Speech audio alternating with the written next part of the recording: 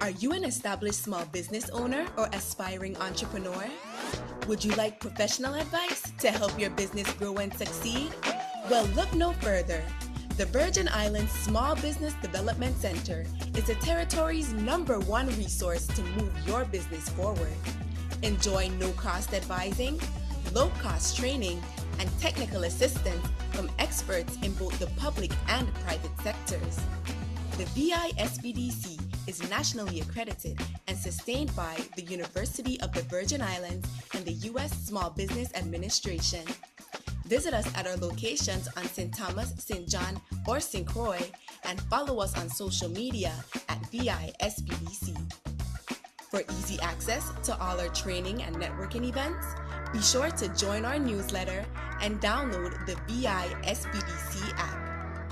The Virgin Islands Small Business Development Center, here to help your business start, grow, and succeed.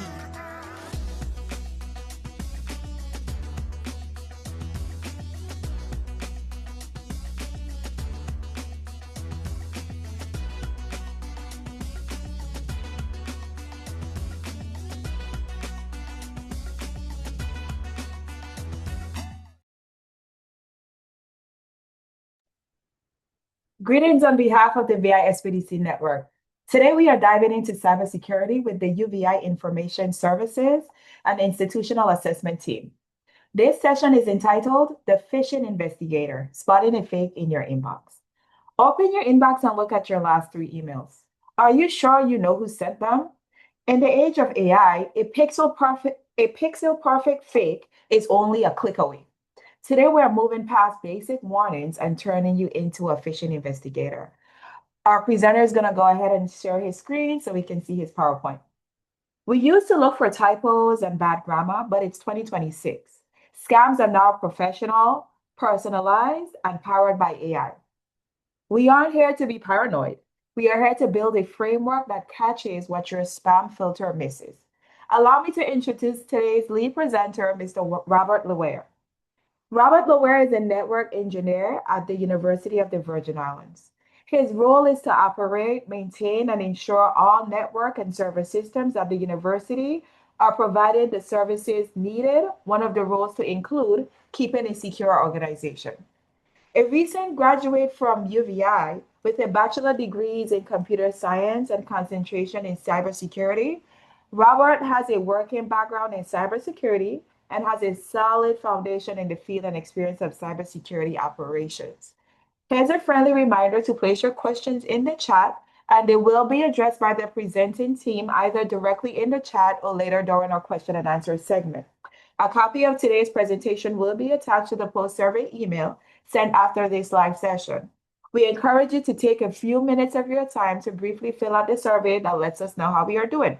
This data is essential to us rendering these deliverables complementary to you. So without further ado, Robert, the floor is yours. Hi, good morning, everyone. Thank you, Sharika, for the introduction. And thank you all for joining us today. And welcome to the Cybersecurity, the Phishing Investigator, Spotting a Fake in Your Inbox training. So as mentioned, my name is Robert Laware, and I currently work at the University of the Virgin Islands as a network engineer, specializing in several roles, one to include enforcing measures and protocols to safeguard the university's assets, its users, and business operations. As leaders and professionals that you all are with driving small businesses forward, you know the importance of protecting what you worked very hard to build. Owning a business in this day and age comes with many great risks that may face not only competition or financial instability or market fluctuations or whatever sector that troubles may arise in your business. But more importantly, it comes with the risk of cyber attacks, which could threaten your company and cause significant damage. Almost 90% of cyber attacks start with a simple phishing email. Phishing and email scams have grown and became one of the most common vectors that cyber criminals use to infiltrate businesses just like yours. So in this session, we will guide you with practical tools and knowledge to help protect your businesses. You'll learn how to identify warning signs of phishing, implement simple preventative measures, and build a culture of security awareness within your team. By taking the time, you'll not only strengthen your defenses, not just only protecting your business, but you'll also be preserving your customers' trust and the future of your organization. So as we move forward, keep in mind, the stronger your security awareness is, the safer your business will be. So let's dive into today's topic.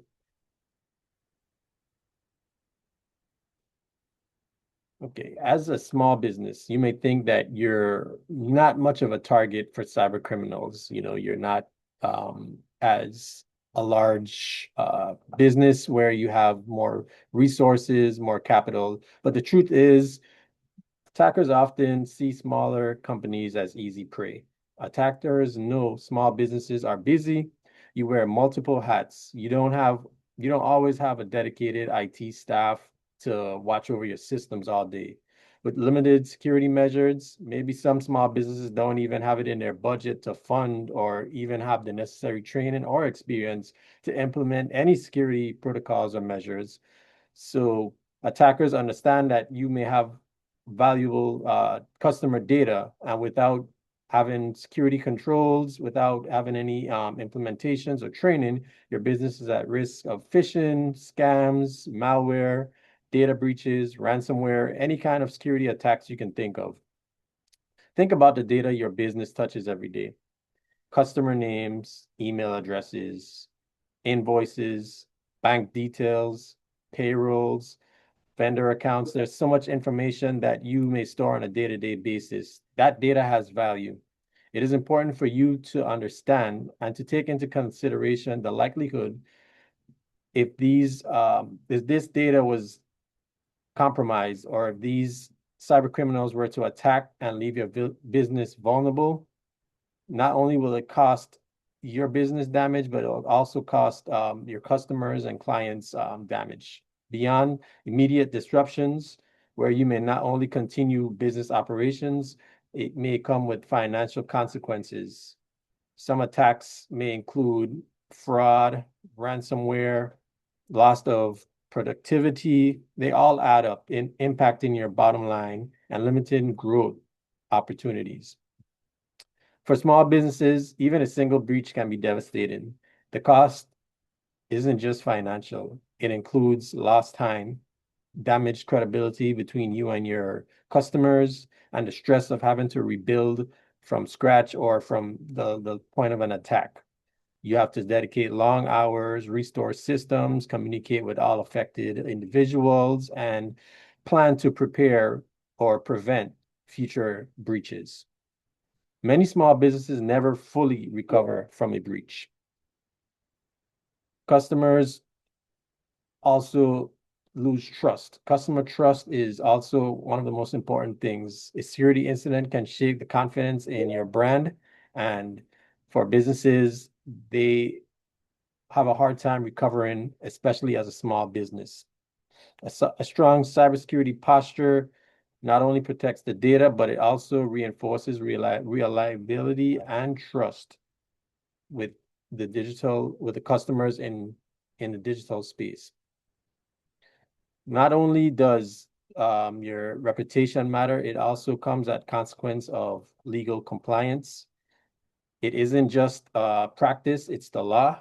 Regulations such as HIPAA or GLBA or whatever you're working with, if it's financial data or it's rules governing personal identify information, it becomes more increasingly strict, and non-compliance can result in hefty fines, legal consequences if one does not uphold or practice securing this data. So taking proactive steps now ensures your business meets standards while safeguarding your operations. Failing to comply with these regulations can put your business at risk of legal action, reputational damage, and financial losses. So Stay informed and implement strong security measures. You're not just defending your businesses, you're protecting its future. Cyber threats, they are constantly growing, and with you beginning a culture in security, that helps you as a business leader and sets the tone for the rest of your team moving forward. The good news is just by small, simple changes to your business can help reduce risk in a large way. So let's dive into how you can strengthen your defense. Okay, so here's what we're going to cover today. We'll start with what phishing is, how it works, then move into different types of phishing attacks you'll most likely encounter. We'll walk through real red flags to look for, things that you may actually see in your inbox. Then we'll talk about best practices, how to report phishing, and some free tools that you can use for your business to help secure. All right, so what is phishing? Phishing is a social engineering attack where cybersecurity criminals they manipulate human emotions, the human psychology, and trick individuals into revealing sensitive information such as passwords, credit cards, personal data, medical data, anything that's personal to you. Instead of hacking systems directly, they attack people. Attackers exploit your trust and emotions, posing as banks, government agencies, or even your coworkers. These attacks come in many different forms of email, text messages, fake websites, phone calls, and they're designed to look and feel real, increasing the chance of deception. That information stolen could be a password, a credit card number, even just to get you to click on a link that install malware. So how does phishing work? Phishing is effective because it exploits, like I said, our emotions for you to override your logical thinking. Attackers create like a false sense of urgency, making you as a victim feel like you must act immediately or do something to prevent a negative consequence. Phishing succeeds not because, as individuals ourselves, we are careless, but because attackers understand human behavior. When they create urgency, they create fear, they create curiosity. People are rushed and distracted. That's where mistakes happen. They may impersonate authoritative figures, or trusted organization, leveraging trust and credibility to make requests seem legitimate and lower your guard. Some phishing attempts rely on your curiosity, saying that you may want something, saying that you may have received an award. One second. By triggering this emotional response like fear or excitement, you are then urgent to respond in to see what it is that you may have received. Why is phishing dangerous? Phishing can lead to identity theft. It can lead to financial losses. It can lead to data breaches, but it's especially dangerous for businesses because a single compromised account can give access to many records, information. It can, as I mentioned, lead to legal consequences and reputational damage.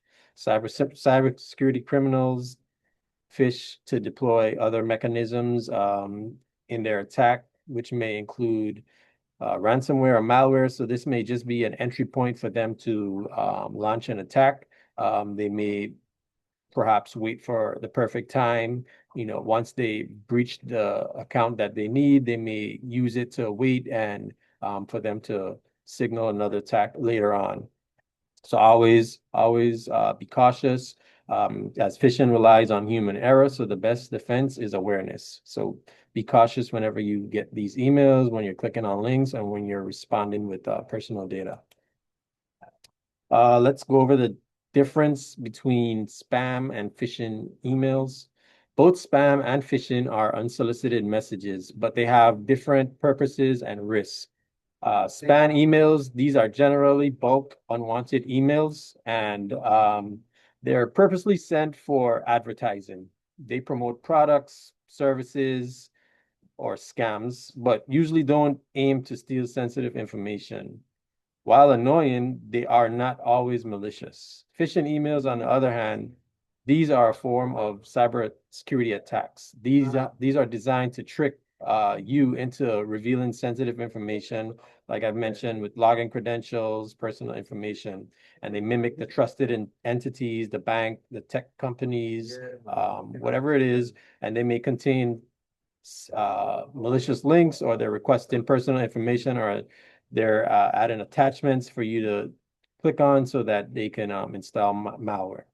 So one thing to remember, spam is annoying, but mainly it tries to sell you something. Phishing, it's dangerous, but it tries to steal something.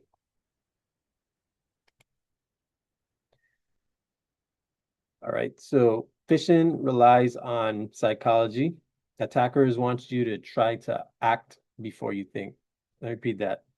Attackers want you to act before you think. So they often create these urgencies. Your account will be locked, or immediate action required, or this is the final warning. So all of these messages are designed to get you to do something very rapidly without thinking of the consequences.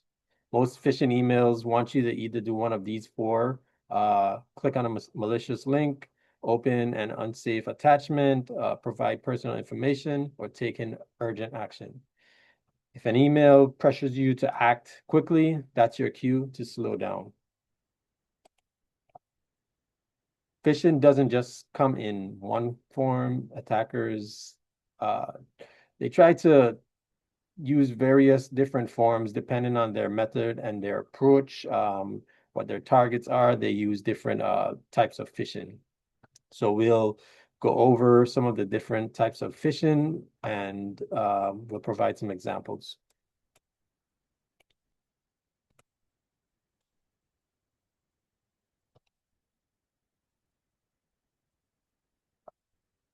Phishing emails are one of the most common forms of the phishing that you'll see.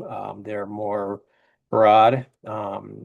They have a target in mind, but it's not more so super generalized. Phishing email just tries to reel in whatever individuals. They may send it in mass. Let's say they send it to 1,000 people. If 10 fall victim, then that's a successful attempt, because they're able to build on those 10 individuals, whether their next step is to continue to send out more phishing emails to a more personalized level. So with email phishing, what it does, it starts off as it mimicking a trusted organization, such as a bank, social media platforms, or personnel you may know. These emails often appear convincing, using familiar logos and professional language to mimic official communications. The purpose is to manipulate you into taking action by responding to urgent or enticing messages, such as warnings about your account suspension or offers that seem too good to be true. Once you click on the link or open an attachment, they might unknowingly expose your device to a malware or data theft. So you may click on something not knowing that what you've opened or what you've submitted was to an unauthorized individual requesting information or access to your system.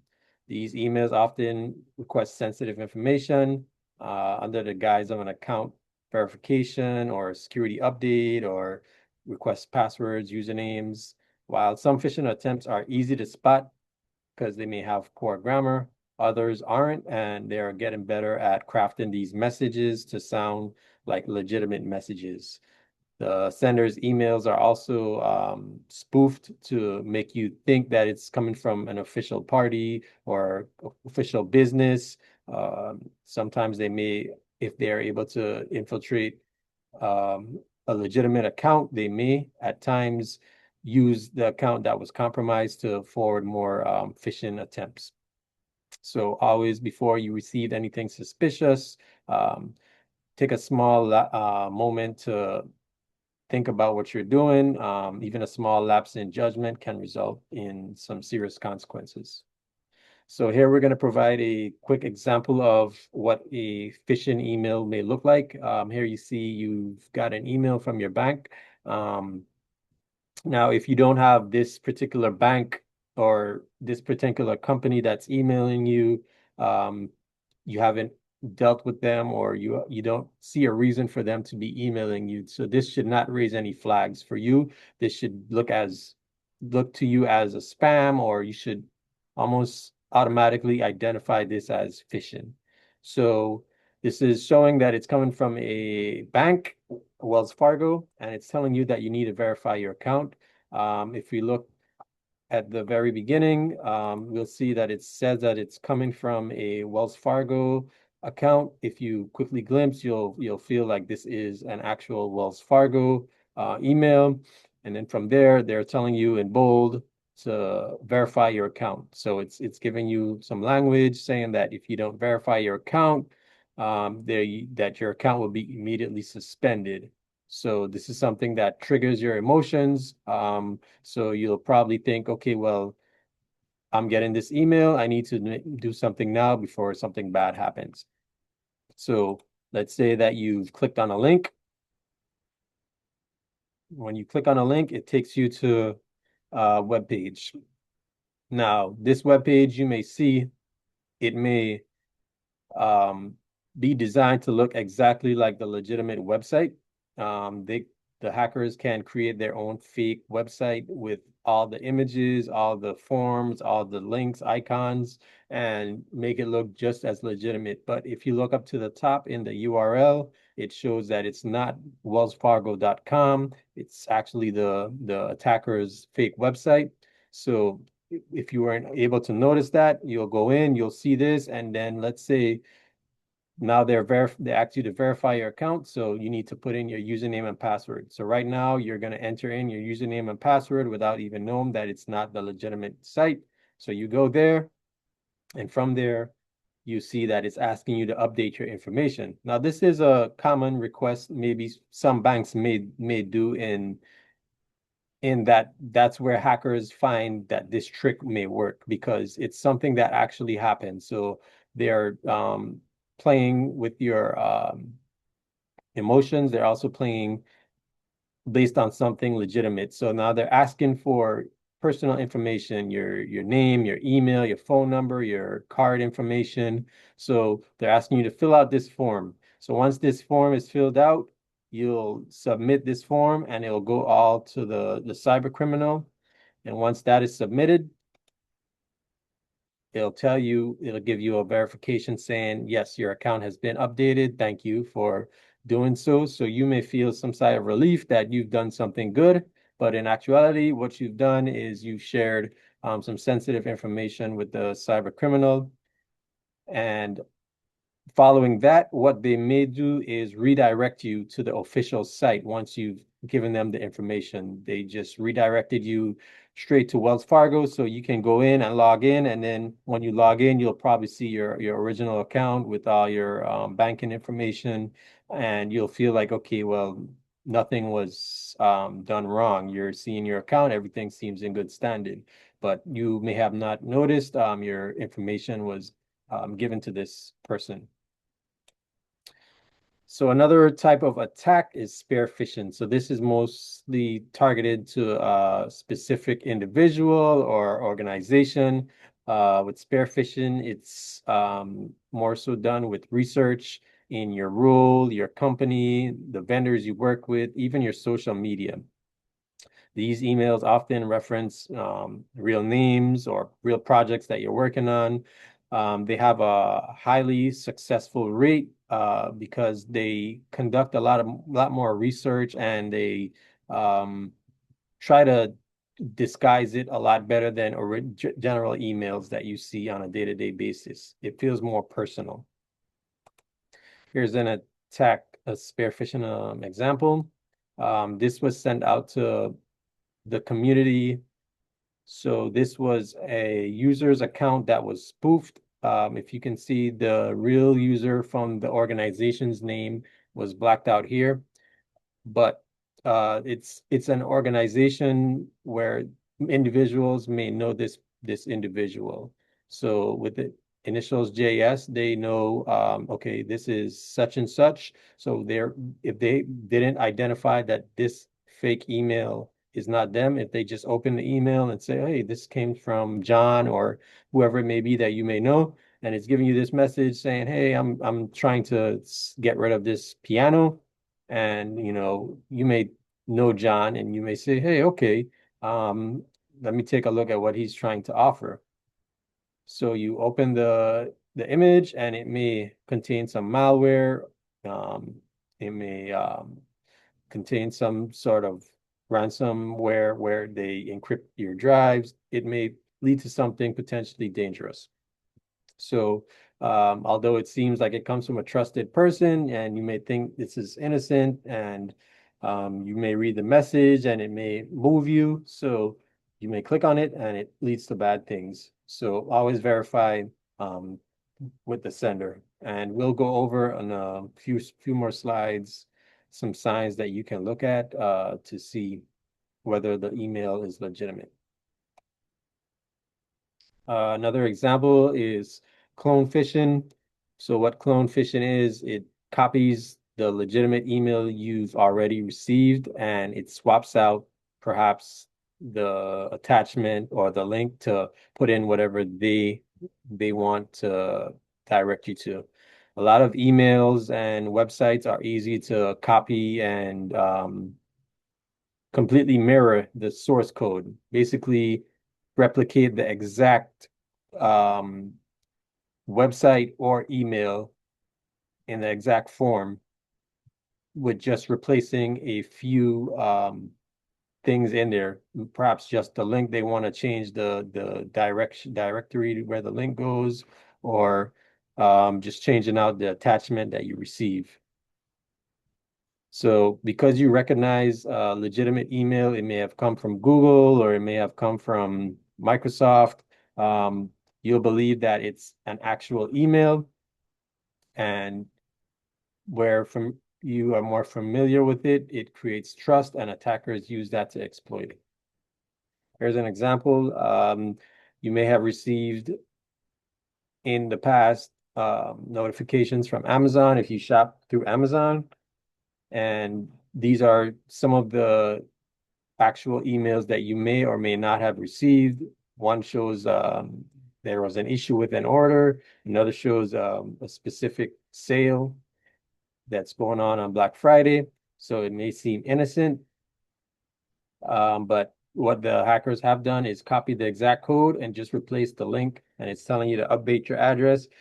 Now, if you haven't ordered anything, you may not think, okay, well, this doesn't have anything to do with me. But if you have recently purchased something, you may think, okay, what if this is one of the items that I've purchased?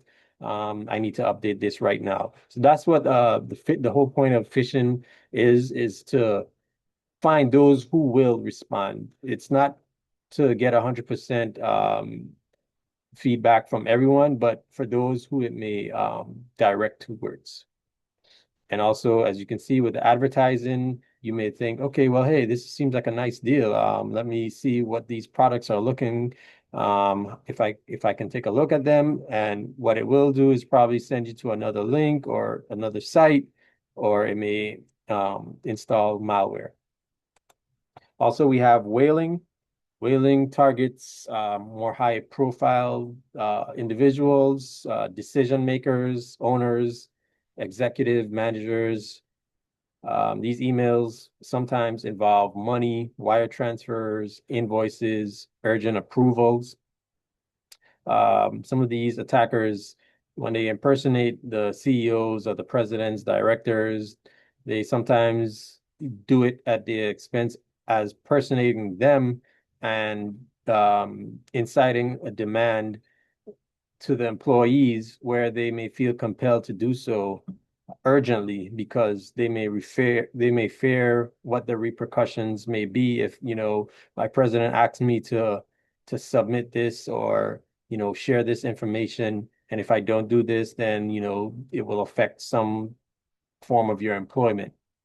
So whaling is something that is a high profile, highly targeted attack, and it does a lot of research such as spear phishing to poses this individual and get in the information, whether they may scour through directories, LinkedIn. They'll do their research and find out what projects they can use or what language they can use to make it feel more like this person that they're impersonating.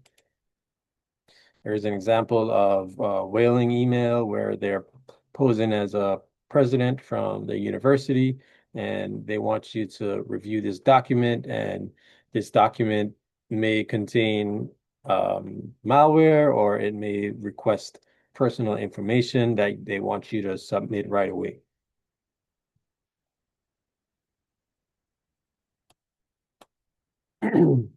Next, we have phone-based phishing. Phishing doesn't stop at emails. It can go into SMS or text message phishing and voice phishing, which is vishing. So caller IDs and phone numbers can be spoofed.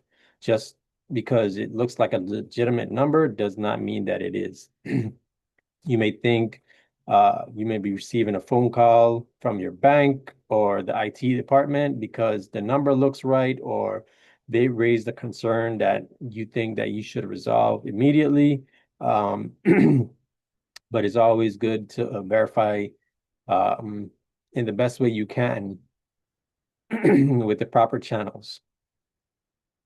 And as small businesses, always use caution in trusting any companies that you're not aware of or you may not have worked with, especially with sharing sensitive information. Here's an example of SMS phishing or text phishing.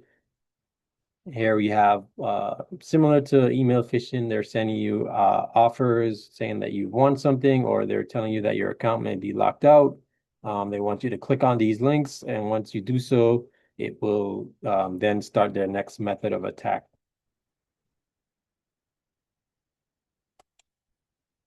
All right. Also, phishing can be used in web browsing. It's a different aspect. This is a lot more harder to detect, and it more so does not fall completely on the individual's browsing, but also the websites and the companies that are hosting these sites. So phishing through web browsing, it can be involved with farming, which it attacks the company's DNS servers, where it routes you to the correct site. It may route you to a fictitious site or the hacker's site. So they may take google.com and they'll attack Google servers and manipulate the DNS to saying, well, let's take it to myhackingwebsite.com instead of going. And what they will do is they'll replicate the exact look of google.com, and they will make you think that you're in google.com, but in reality, you're actually going to their website. Another method is the search engine phishing. Pretty much these attackers where they target the search engines to promote fake sites, malicious sites. When users search for specific information, they may unknowingly click on a fake search result that lead to phishing sites. These are a lot harder to tell because these deceptive links, they appear to come from a trusted search engine. Lastly is a watering hole, which is specific groups or companies where they know frequently visit a specific site. They may infect like a popular website like CNN.com or whatever site that generates a lot of traffic. They may know a lot of users go visit that site, so they may download malware on that site, or you'll be redirected to a phishing page when you click on a certain link. So they may target those sites. So this is more so on the company's side who host the website to ensure that their websites are safe. And as business owner, as yourself, you want to ensure that your websites, if you're hosting any websites for your company, that you're ensuring that it's legitimate, that there's no compromise, or you're not facilitating any malware or any kind of these attacks through your website. Next, we have phishing using AI. So phishing with AI is sort of something that's on the rise. Phishing with AI, it sort of uses more automatic generated with voice phishing.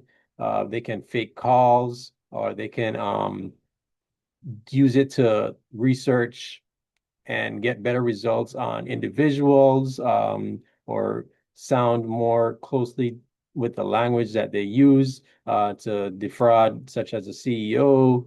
And they can launch these large scale campaigns where they can not just use one specific example of phishing, but they can create multiple different like attacks where it's not just, okay, I'm impersonating a bank. Well, I'm going to impersonate a bank. I'm going to impersonate a phone company. I'm going to impersonate a hospital. They can generate so many different kinds of attacks at a large scale, and whoever falls victim. And it's a lot harder to tell because they have AI to help guide them with the grammar and spelling errors. So it's a lot more difficult to read through the red flags. How to spot a phishing attempt. So here are a few tell signs. The first thing you would want to check is when you get an email and it's from a source that you're not aware of. It may show in the from line where they can always change the title of this. It can say from whoever they want it to come from. It can come from your bank, or it could come from your coworker. It could come from your boss. They can put whatever name or title they want in this. But however, they cannot change the actual URL or email. So even though it says Stanford Reports, they are not able to change the actual email unless this is an actual email that comes from within the organization that was compromised. It will always show a fake email, or such as if it's saying that it's coming from your bank, but it says gmail.com, icloud.com. So you definitely know that that's not legitimate. Pay attention to the date and the times. If you're receiving a request at 2 in the morning, or at a time that that it seems a little odd, then that's a sign for you to be curious. Pay attention to the two. Sometimes with a blank two line, it means it's sending it to a blind carbon copy, or it's sending it to mass individuals, and it doesn't want to display all who it sends it to. Pay attention to the subject. The subject gives you a lot of information as far as the message and where they're trying to persuade you, whether it's urgent or whether it's a gift, or however you need to take note of. This is where they will try to entice you. And as you read through the content, like I said, check for spelling and grammatical errors, but with the rise of AI, that may seem a lot harder to do. So just read the context of the message. If it seems something that it's not, it doesn't seem like it's right, then you may want to question if this came from this individual. If you have contact with this individual, you may want to verify through proper channels. Also with hyperlinks or attachments, if you receive like a hyperlink, you can always hover over the link and it'll tell you the actual site. It will tell you, okay, this goes to stanford.com/financial, blah, blah. Or if you have an attachment, always verify, hey, did you send me this attachment? Because if 9 out of 10 times, if you weren't expecting something, then it will be considered phishing. And the safest thing for you as far as hyperlinks, whenever you get a link such as your bank or social media, something saying to reset your account or for you to click on this link to do this, the safest thing for you to do is to go to the actual website, maybe save or bookmark on your web browser where you know you can go and verify yourself from there. Here are some of the red flags in the email message. The subject, like I mentioned, the urgency, they want you to act now, immediate action required. They send you threats. This is the last warning. Your account will be suspended. Sending you job requests, job offers that seem too good. You'll make such and such amount of money in little time, or if they're asking you for personal or financial information, also rewards or offering money, gift cards, anything like that. Confirmation for products or orders that don't exist, such as the shipping of a product or the product did not go through. You need to update your payment information. Also, fake security alerts, posing as IT staff, maybe with a vendor that you're working with or a company that you interact with. They're asking you to update your accounts. These are some of the messages that you may see in the subject line or throughout the message. So here are some do's and don'ts of when you receive a suspicious email. Always validate the caller or the sender through official channels. If you know the person's email or phone number, you may contact them through that way. If not, if there's a way that you can verify, there's an official line that you may call. If it sounds suspicious, if it's something out of the ordinary, always verify through official channels. Refrain from sharing any confidential data until you verify through the official channels that it's legitimate. Be mindful with unexpected emails that's asking for your passwords, asking for your credit cards. Any reputable organization won't ask you to share that information over email. If you try to reset your password, I'm sure as most of us have in the past, we may have forgot our passwords. They will send us a link and you would know, okay, well, I need to reset my password, and you get the link. You're the one that requested to get the password and link to reset. But in the email, it does not ask you to reset your password by sharing your password or giving information. Stay alert with emails that request you to open files or provide information through forms. Whether you click on a link and you're sharing forms or you click on a attachment, be aware of who the sender is and if it's something that actually pertains to you or if it's something that you were waiting to receive. Look at the from and the reply to lines. Sometimes they may spoof it in small misspellings, such as John Doe at PayPalSupports.com, where you see the S at the end. You may just see PayPal support, so you think it's real, but by adding an S to the end, it's not the official, or putting no REPY at USPS.com where they forgot the L. You may quickly glance and say, okay, well, that's USPS.com. But if you didn't pay attention to the first half, it's not that. Never open a link. Like I mentioned, go to the official site and click on the link from there, from your web browser, when you get a link that's asking you to go somewhere. Don't fall for tactics, urgent or free gifts. Verify that sites have trusted certificates before submitting any personal data. So in the web browsers, when you go to the URL, there's a little padlock on the left-hand side. Make sure that that is showing there, that it's a trusted site, basically ensuring that there's certificates, that is the trusted website with security installed. And exercise your caution and rely on your tuition. So quickly, here are some best practices on protecting some sensitive information. One of the most effective ways to protect yourself from online threats is by using strong, unique passwords for each account. Avoid using easy to guess combinations like 1, 2, 3, 4, 5, 6 or password as your password. Robust password should include like a mix of characters, numbers, special characters. Additionally, two-factor authentication is another powerful extra layer of security in verifying your information. Even if someone was able to get your password, two-factor requires them to have access to a device that or an account that also gets a code or shares a number that you have to use to verify your account. Equally important is verifying that whatever software that your business runs or uses, keep that up to date.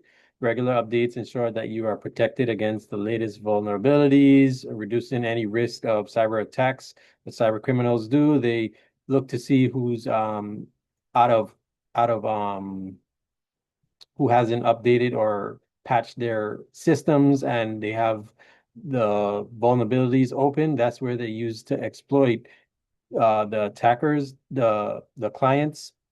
Along with updates, it's essential to conduct regular backups of sensitive data. This ensures that in the event that if you do get attacked, such as ransomware, you can recover important files without having to pay ransom. Finally, spam filtering is crucial. Uh, if you could, whatever email provider that you're using, ensure that they have effective spam filtering. Spam filtering can automatically block or flag suspicious emails, protecting you from phishing attempts and unwanted ads. By implementing these practices, you're building a very strong defense against many common cybersecurity threats. Cybersecurity is not a one-time effort. It requires ongoing training to stay ahead of evolving threats. As cybersecurity criminals, they continuously to update their tactics as we grow, especially with the rise of AI. So keeping yourself and your team informed through regular help training and recognizing potential dangers such as phishing emails or suspicious links. So training fosters a culture of awareness. So the more people are aware, they're better equipped to spot threats and respond effectively. Also, equally important is practicing healthy security habits. This is one of the more important things. It's something simple, but it can go a long way, such as using a strong, unique password or being cautious when clicking or downloading any attachments and sharing any sensitive information. By making these habits a part of your routine, you can significantly reduce the likelihood of falling victims to a cybersecurity attack. It is also essential to stay aware of the latest phishing trends and tactics. Cybersecurity criminals are coming up with new ways to trick you. So keep an eye on these trends, whether it's through cybersecurity bulletins or industry blogs or updated from trusted sources. If you can find some newsletter or something that helps you stay up to date, I'm not saying that you have to put your entire focus on it, but just be aware in the news of what type of attacks are happening, especially as it relates to your business. It may or may not affect you, so you want to make sure that you're guarded when it comes to that. Also to provide a security baseline for your company. You can start with a simple guideline for securing your technology, such as covering your systems with strong passwords, safe browsing, device security, create policies for handling sensitive information, specifying like how should you store certain data, such as customer data, and how should it be shared securely. And lastly, to think about a security incident response strategy or who you may contact or what steps you may take if you were to be exposed. There are a lot of companies out there that provide cybersecurity frameworks in the business that you may be in. So by going to one of those, you may be able to find a blueprint to build your policies and guidelines in the event that you have a cyber breach. How to report phishing or suspicious emails. If you receive a suspicious email, avoid clicking the link. Um, most email providers, they have a phishing report option. In Outlook 365, there's an option where you can just right click and then you can either report it as junk or you can report it as phishing. When you report something as phishing, it automatically looks the email provider looks into the message and it tries to look for any clues, and from there it's able to do whatever actions it needs to, whether it's to block or delete or prevent it from being spread further. So when you report, you not only ensure your safety, but you ensure the safety of others, other customers or vendors or even other business owners. Once you've done that, disconnect if you have any devices that you may have open any links, the first thing you should do is disconnect any computers that were involved in a phishing scam that's connected to a network until you verify that it's been resolved. So again, what happens when you receive an email? You report the phishing and you delete it. Here are some quick, small business friendly and cost-effective tools for small businesses looking to improve your cybersecurity. You can start with email security and filtering if you're using Microsoft 365 as one of your for your email or for Word, or you're using a suite, or if you're using that for your business in any way. If you're using 365 through Outlook, it offers strong anti-phishing protection on the basic plan. If you're using Google Workspace has advanced protection and spam filters.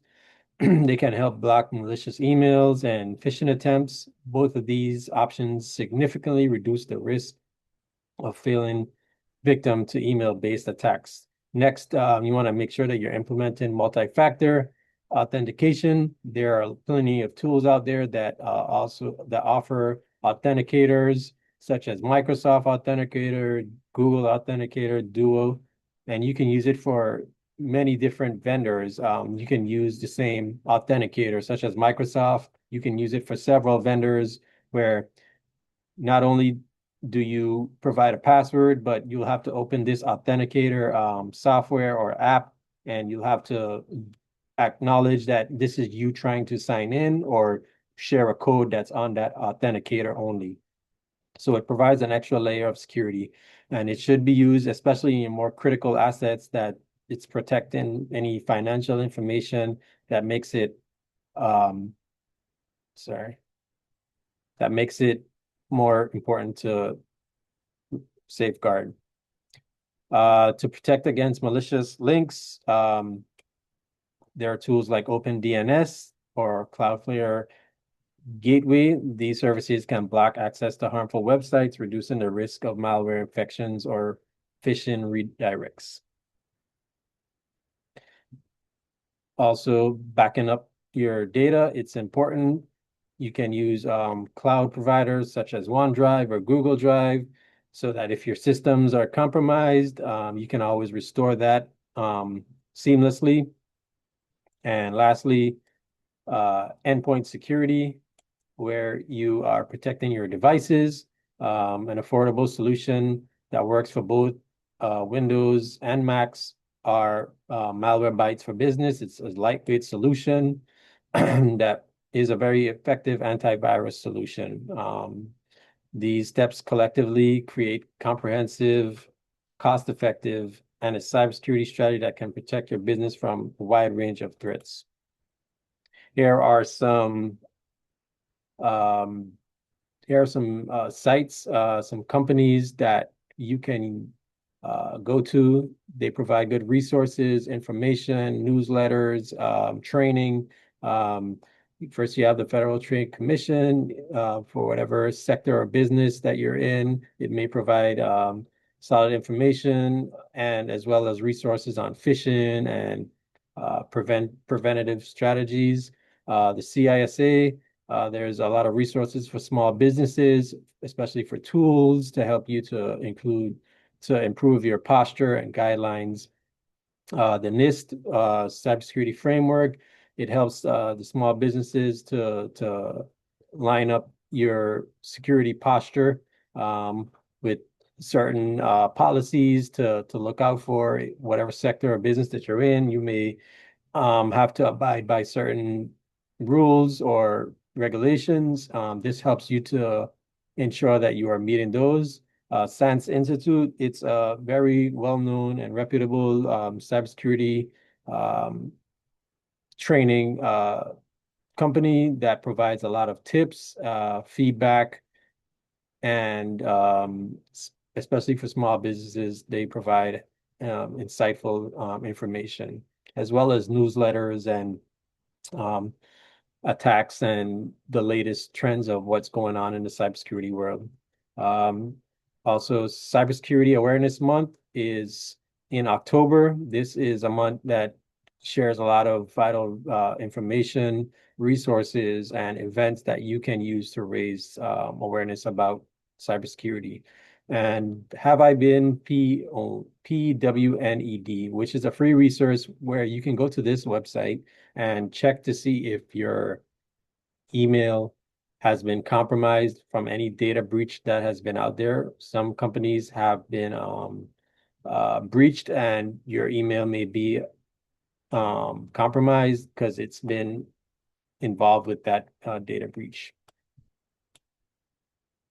So quickly, this is what we discussed. Phishing awareness is critical for small business owners as it helps against cyber threats and ensure business continuity.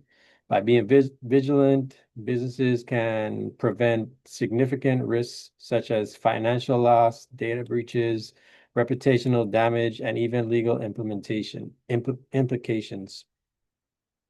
These threats can be costly, but with the right approach, small businesses can mitigate them and continue operating securely. When reviewing emails, always use caution. Look for red flags such as suspicious senders address, unexpected attachments, or urgent requests for sensitive information. It's essential to identify potential phishing attempts quickly and report any suspicious emails to prevent your organizations from being at risk. A proactive approach is important and it improves your overall security. To further strengthen your defense, recommend completing regular training and just becoming aware of cybersecurity in a nutshell. Whether you're using tools such as MFA or you're generating security baselines, guidelines to help safeguard sensitive data, that's always an effective measure that you can use to help build your business. And to always remember that, it's not only your business that's being affected, but it's the trust and reliability of your clients and your partners. So to take cybersecurity serious when it comes to taking a step forward in your business. All right, and that's all.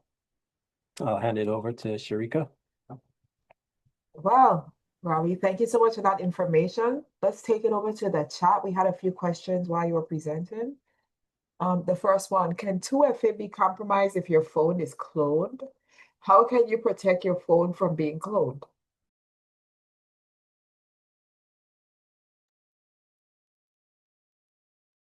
Any questions? Yes, can you hear me? Can you hear me, Robbie?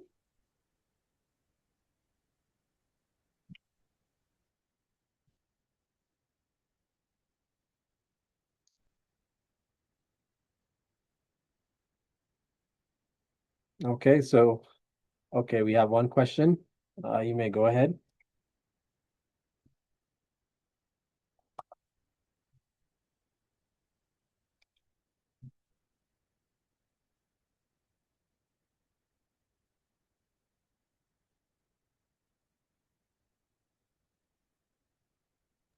Hi, yes, can you hear me?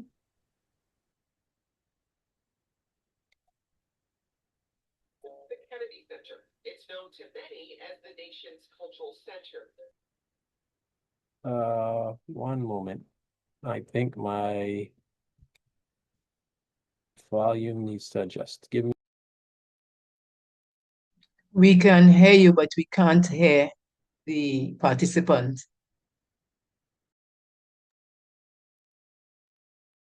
Yes, I'm sorry. Can you repeat the question? Yes, my volume was not. Robbie, Say that again? can you hear me now? Yes, yes. Okay, so I was starting to read questions from the chat. So the first question was, can 2FA be compromised if your phone is cloned? How can you protect your phone from being cloned? Can multi-factor be affected if your phone is cloned? Um, well, with multi-factor authentication, if it's cloned through your phone, it generally uses your account. So you'll have an account through your MFA, which is linked with your phone.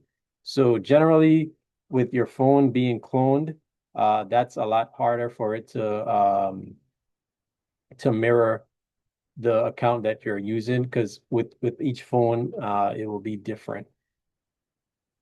And how to protect your phone from being cloned? That's a good question. How to protect your phone from being cloned? Um, it starts, of course, with ensuring that you're not uh, involved with clicking or doing anything that's risky, as far as any traffic that you're viewing, any emails or any browsers that you're visiting. So safeguarding that information on your phone, not sharing any passwords, that prevents any attacks from happening.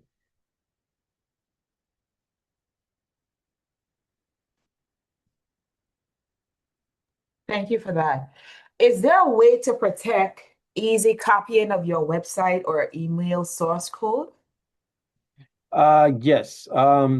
So with a lot of web developers and programmers, they a big part, especially with more reputable companies involved in their source code, there's a lot of methods that they use, and in order for them to roll out their website, that it masks a lot of the traffic when you view their code. It's not giving you directly what it is, but it's more so stringed along in like a more disguised way. So when you click on the source code, like say for example, a certain link, it's more disguised. It's not going to give you, okay, if you hover over this link, it's going to give you the actual source code that it redirects or it goes to this or whatever function that it's doing. So with web developers, they have to ensure that a lot of their code, if you go to like, reputable sites and if you look at their source codes, you may be able to see a few codes, few things in there that make sense to you, as far as if you understand the context that's there. Maybe you can see the title of a web page, but you're not able to actually see the entire code where it's telling you what functions are happening or what parameters are involved. So they disguise it well. So whenever you're involved in getting a website, to ensure that the programmer that you have working on it, that they ensure that it's secure by masking a lot of that information. Thank you for that. Recently, there were some internet connectivity disruptions on St. Croix that corrupted the DNS, forcing a reconnecting to DNS. How to ensure you are connecting to a valid DNS? So with the link that I provided, OpenDNS, also with there are some tools that are out there. So with you connecting to the DNS, you can always do a test whether it's you go online to the tools. There's one tool called MX Toolbox. Another tool you can do is when you do a test that's going out to a specific site, it reaches the DNS server first. So such as a ping test or internet connectivity test. So within whatever provider that you're using, they have their DNS servers involved. So each company has their authoritative DNS servers. So the DNS servers are within the company, they're validated. So with such as let's say Google, Google's DNS server, they are sort of they have like a few like well-known authoritative DNS where they have all of like the smaller DNS systems under them that communicate to like share the information because that's how the internet pretty much resolves a lot of the traffic. If we go to uvi.edu, it may connect to our DNS servers, but it also connects to other DNS servers that share the information to each other. So to verify that you're connecting, sorry, the mic got in the way. Yeah, to verify that you're connecting, there's tools like I mentioned, OpenDNS, and the other was let me post that real quick. If you can see my screen. You're still sharing, so we're seeing the SBDC contact slide. Okay, yes. Let me get back to here.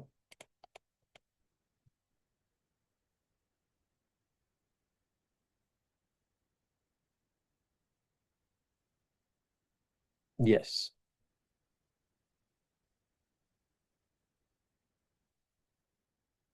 Does that sort of answer your question?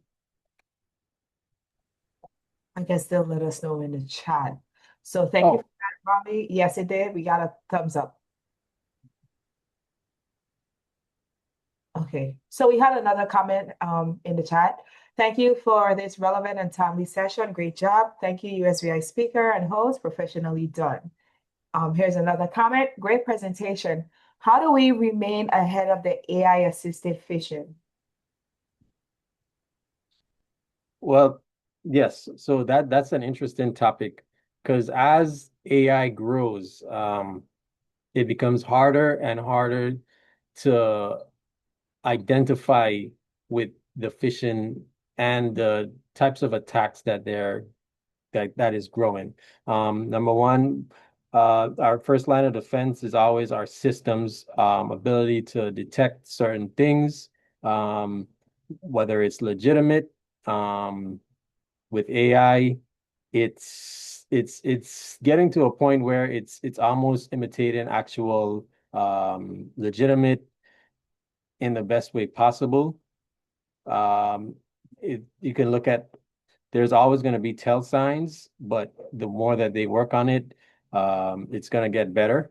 We can look at, for example, images and voices. Like they're using it to perfect like impersonating people with images or voices. And the best way is always to exercise your caution. With anything that you're doing. If you get any information that seems, because if they're using anything to get at you, they're probably expecting something in return, and you'll have to use your discretion when looking at things that don't just in a rush just click on something or reply to something without using your caution.